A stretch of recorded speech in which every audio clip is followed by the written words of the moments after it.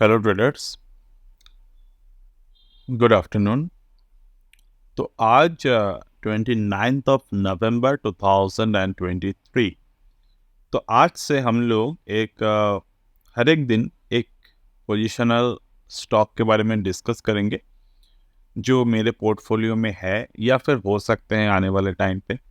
और technically detail में हम लोग डिस्कस करेंगे ये स्टॉक्स को, और उसके साथ हम लोग कोई एक फंडामेंटल पैरामीटर की बात करेंगे, कोई एक स्टॉक के रूट को मतलब जज करने के लिए। मतलब कोई भी एक स्टॉक जब भी ऊपर की तरफ जाते हैं तो ये हमेशा ज़रूरी नहीं है कि स्टॉक के फंडामेंटल अच्छे हो।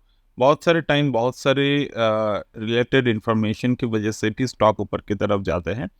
बट हमारे फोकस वही रहेगा कि एक स्टॉक अगर हम लोग बाय कर रहे हैं तो वो स्टॉक जब भी ऊपर की तरफ जा रहे हैं उसके पीछे एक सॉलिड फंडामेंटल बैकअप हो, और वो स्टॉक प्रॉपर रीज़न की वजह से ऊपर की तरफ जाए, मतलब कि अपने बिजनेस में ग्रो करने की वजह से।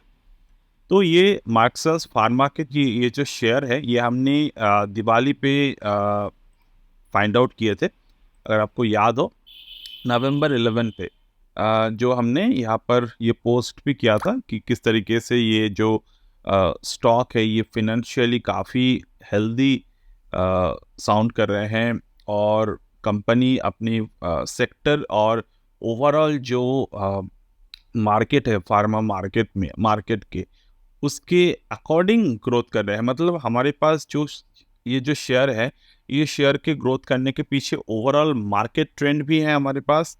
पर्टिकुलर ये स्टॉक के ये स्टॉक के भी पॉजिटिविटी है हमारे पास। साथ ही साथ जो फार्मा सेक्टर है उसका भी पॉजिटिव साइन हमारे पास है। तो आप जाकर ये पढ़ सकते हैं, ये मेरे टेलीग्राम चैनल पे दिए हुए हैं। उसके साथ साथ मैं एक और पॉइंट आज नोट करवाने वाला हूँ आपको। वो है, कोई भी स्टॉक के अगर आपको एक स्टॉक के एक फिनेंशियल स्ट्रेंथ देखनी हो तो आप बहुत सारे रेशियोज होते हैं, तो उनमें से एक रेशियो जो है दैट इज़ द डेब्ट टू इक्विटी रेशियो। ये रेशियो के बारे में मोस्ट ऑफ द टाइम आपको पता ही होगा कि डेब्ट टू इक्विटी रेशियो होता क्या है। तो डेब्ट टू इक्विटी रेशियो अगर मैं सिंपल भाषा में समझाने की कोशिश करूं तो हर 1 रुपए के इक्विटी वैल्यू के पीछे इस कंपनी ने 0.06 पैसे का डेब्ट लिया है। तो this is the very basic understanding of the market. मतलब कि कंपनी ज़्यादा रिस्क नहीं ले रहे हैं, ये जो भी कंपनी पे मैनेज कर रहे हैं, बिजनेस कर रहे हैं, वो अपने इक्विटी के पॉइंट ऑफ व्यू से ही कर रहे हैं, इक्विटी के प्राइस पे ही कर रहे हैं। तो डेफिनेटली ये एक बहुत ही पॉजिटिव चीज़ें माना जाता है अगर आप कंपनी को प्रॉपर तरीके से देखेंगे। और डेब्ट टू इक्विटी रेशियो को यूजुअल केसेस में जब हम लोग देखते हैं तो उसको 2 पॉइंट के साथ कंपेयर करते हैं। ये जो डेब्ट टू इक्विटी रेशियो, उसके साथ हम लोग मार्केट कैपिटलाइजेशन को देखते हैं। ये मार्केट कैप कितने हैं, 7,500 करोड़ के पास आसपास है। ठीक है, उसके साथ साथ हम लोग ये देखते हैं कि कंपनी के पास जो लिएबिलिटी है वो कितने, वो बहुत ही कम यहाँ पर हम लोग देख पा रहे हैं कि 7,500 करोड़ के सामने 350 करोड़ के आसपास कंपनी के लिएबिलिटी है। ये दोनों आप देखेंगे, और अगर डेब्ट टू इक्विटी रेशियो आपको कम दिख रहे हैं तो ये माना जाता है कंपनी फिनेंशियली स्ट्रांग है। तो ये एक ऊपर ऊपर से आप लोग देख सकते हैं। ठीक है, डेफिनेटली डेप्ट को भी आप देखते हो इसके साथ साथ। बट मैं पर्सनल लेवल पे करंट लिएबिलिटीज़ को देखता हूँ, मार्केट कैप को देखता हूँ, और डेप्ट टू इक्विटी रेशियो को देखता हूँ। तो अगर मैं इन तीनों को देख रहा हूँ कि ये तीनों अपने कॉम्बिनेशन के साथ हमें काफ़ी अच्छे तरीके से मतलब फिनेंशियली स्ट्रॉन्ग पिलर्स को दिखा रहे हैं, तो वो कंपनी मेरे लिए गुड टू गो है। ठीक। तो ना अभी बात करते हैं स्टॉक के चार्ट। कोई भी स्टॉक जब भी फंडामेंटली अच्छे हो, इसका मतलब ये नहीं कि वो सीधा सीधा जैसे जैसे इंक्रीज हो रहे हो वैसे वैसे ही ग्रोथ करता जाए। That is not every time necessary. But जब भी आपको दिखे कंपनी में जो ग्रोथ आ रहे हैं, वो ग्रोथ किस तरीके से आ रहे हैं, चार्ट पे वो दिखना चाहिए। तो जैसे कि मैं अगर यहाँ पर वीकली चार्ट को देखूँ, ठीक है, तो मार्क्सन्स फार्मा के वीकली चार्ट को अगर मैं देखूं तो वीकली चार्ट यहाँ पर क्या बोल रहा है। तो प्रीवियसली द स्टॉक के जो स्टॉक के जो हाई था 2021 में, वो था 96 रुपीज़।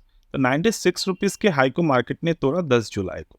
तोड़ने के बाद मार्केट थोड़े नीचे की तरफ आए, सितंबर इस तरीके से नीचे की तरफ आए, अक्टूबर में मार्केट ने एक बॉटम बनाया, उसके बाद 30 अक्टूबर ने प्रीवियस बॉटम को तोड़ दिए and this is what the 6 नवंबर के जो वीकली चार्ट है वो वहाँ पर मार्केट ऊपर की तरफ गए। तो हमने इसको जब ढूंढना था it was around at 11th of November. तो 11th नवंबर इसके प्राइस क्या थे? 11th नवंबर को अगर हम देखें तो इसके प्राइस क्या थे? So just go to the 11th November. तो ये फ्राइडे के दिन था, हमारे मुहूर्त ट्रेडिंग संडे को हुआ था। तो 10 नवंबर के चार्ट तक हम लोग देख रहे हैं इसको। तो यहाँ पर पैटर्न क्या बने थे, हमारे बाई करने के रीज़न यहाँ पर क्या थे? बाई करने का रीज़न ये थे, कंपनी ऊपर की तरफ जा रहा था, मतलब स्टॉक प्राइस जो है ऊपर की तरफ जा रहा था। इसने डिप लिया, डिप लेने के बाद मार्केट में यहाँ पर एक प्रीवियस बॉटम जो था मार्केट का वो तोड़ा। ओके, तो यहाँ पर प्रीवियस बॉटम जो था मार्केट ने वो तोड़ा, तोड़ने के बाद मार्केट यहाँ पर आकर एक बॉटम क्रिएट किया और ये जो भी ऑपरेशंस हो रहे थे ये एक स्टेडी वॉल्यूम के साथ हो रहे थे, मतलब वॉल्यूम में तब भी सर्ज नहीं आए थे, राइट? एक स्टेडी वॉल्यूम के साथ हो रहे थे और फाइनल जो सर्ज आए मार्केट में वहाँ पर वॉल्यूम सर्ज आए इस पर्टिकुलर प्रीवियस रेजिस्टेंस के ऊपर। तो वहाँ पर जब हमने बाय किया उसके बाद मार्केट थोड़े दिन साइडवेज रहा and market today give a bigger breakout over there. But अभी भी मार्केट में और भी यहाँ पर प्राइस को ऊपर की तरफ आना बाकी है, because you can see market ऊपर की तरफ अभी जा तो रहे हैं but somehow the volumes are not so much strong till now if you compare to the with the 9th of November volume.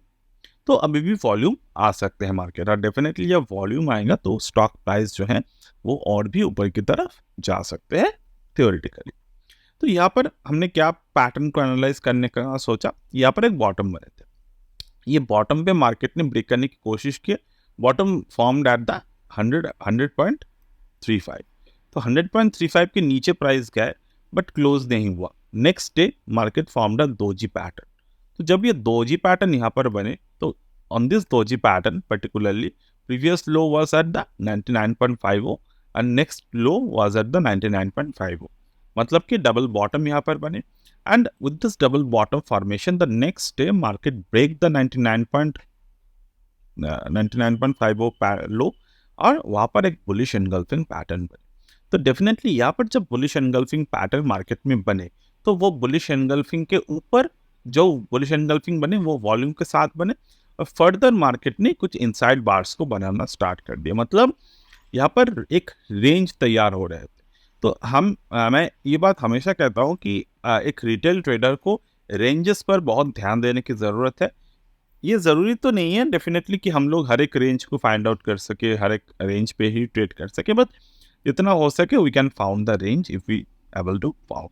तो यहाँ पर रेंज के ऊपर मार्केट ने ब्रेकआउट हुआ फर्दर और मुझे डेफिनेटली यहाँ पर ट्रेड तो नहीं मिला बट मुझे पर्टिकुलरली मुहूर्त ट्रेडिंग के वक्त ये ट्रेड मिले थे तो जब तक वो ऑलरेडी प्रीवियस रेजिस्टेंस को ब्रेक कर चुके थे। तो ये भी और भी पॉजिटिव साइन था हमारे ट्रेड को इनिशिएट करने के लिए, राइट?